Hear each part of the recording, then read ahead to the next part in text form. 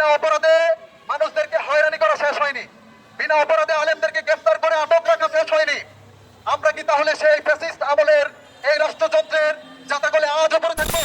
আমরা দেখতে পাচ্ছি সন্ত্রাসী টেররিস্ট চিন্ময় দাসকে মুক্তি দেওয়া হয়েছে, আল্লাহর শানে কটূক্তি করা আবুল সরকারকে মুক্তি দেওয়া হয়েছে, কিন্তু নির্দোষ নিরপরাধ আলেমদেরকে মুক্তি দেওয়া হচ্ছে না কেন?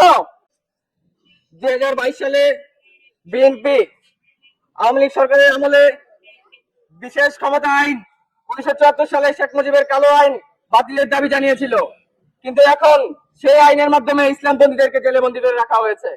বিএনপি সরকারের আমলে তাদের সেই ডিরেকশনকে আরো বাড়ানো হয়েছে, বাড়িয়ে 6 মাস করা হয়েছে। শেখ মুজিবের সেই কালো আইনকে আরো দীর্ঘায়িত করা হচ্ছে। যে আইনকে বিএনপি নিজে বাতিল করতে চেয়েছে সেই আইনের মাধ্যমে এখন মুসলিমদেরকে জেলে আটকে রাখা হচ্ছে। আমরা চাই অনতিবিলম্বে মুসলিমদেরকে, জুলাই যোদ্ধাদেরকে, মুসলিম আলেমদেরকে মুক্তি দেওয়া হোক। বিনা অপরাধে গ্রেফতার কিন্তু জুলাই যোদ্ধা মাওলানা আতাউর রহমান বিক্রমপুরী, মাওলানা আইনুল হক কাসেমি ও মাওলানা আব্দুল্লাহ আল মামুন সহ সকল নিরপরাধ আলেম ও ইসলামপন্থীদের মুক্তির দাবিতে বিনা অপরাধে মানুষদেরকে হয়রানি করা শেষ হয়নি, বিনা অপরাধে আলেমদেরকে গ্রেফতার করে আটক রাখা শেষ হয়নি। আমরা কি তাহলে সেই ফ্যাসিস্ট আমলের এই রাষ্ট্রযন্ত্রের জাতাকলে আজও পড়ে থাকবো?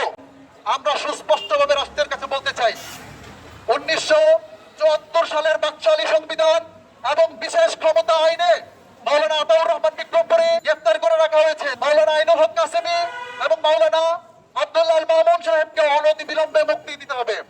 বিগত সরকারের ফ্যাসিস্ট আমলে 2022 সালের 10 ডিসেম্বর ঢাকায় সরকার পতনের জন্য বিএনপির মহাসমাবেশে যে 10 দফা দাবি ঘোষণা করা হয়েছিল তার মধ্যে একটি ছিল 1974 সালের এই বিশেষ ক্ষমতা আইন বাতিল করা। কিন্তু আজকে সেই বিশেষ ক্ষমতা আইনে মাওলানা আতাউর রহমান বিক্রমপুরী হাফিজাহুল্লাহকে আটক করে রেখেছে রাষ্ট্র। এই রাষ্ট্রের কাছে প্রত্যেকটি নিরাপদ মানুষ গুম খুন হত্যার শিকার হবে আর তাদের কোনো ন্যায় এবং ইনসাফের বিচার পাবে না, এরকম রাষ্ট্র আমরা কখনো চাইনি। এই জন্য আমরা জুলাই রক্ত দেইনি, এই জন্য আমরা আন্দোলন করিনি, এই জন্য নতুন সরকার গঠন হয়নি। অন্তর্বর্তীকালীন সরকারের আমলে 24 ডিসেম্বর নরসিংদীর ইটাখোলাতে আতাউর রহমান বিক্রমপুরী নামের একজন আলেমকে, যিনি জুলাই যুদ্ধ যশোরের বৈষম্য বিরোধী জুলাই আন্দোলনের অন্যতম সংগঠক আতাউর রহমান বিক্রমপুরী, ওনাকে আটক করেছে। আমরা জানতে চাই, হাসিনার প্রশাসন, পুলিশ লীগ এবং আরো যারা অঙ্গ সংগঠন ছিল ও হাসিনার এই রাষ্ট্রকে তারা জুলুম, খুন, অন্যায়, অত্যাচারের যে নির্মম এক অগ্নিকাণ্ডে রূপান্তরিত করেছিল বাংলার সকল দপ্তরকে। আপনারা কি আবার একই দিকে হাসছেন কিনা? এই বাকশালী শেখ মুজিবের সংবিধানকে সমুন্নত করার চিন্তা ভাবনা কিনা? প্রিয় সরকারকে আমি বলতে চাই, আপনারা আতাউর রহমান বিক্রমপুরীকে অতি দ্রুত মুক্তি দিন।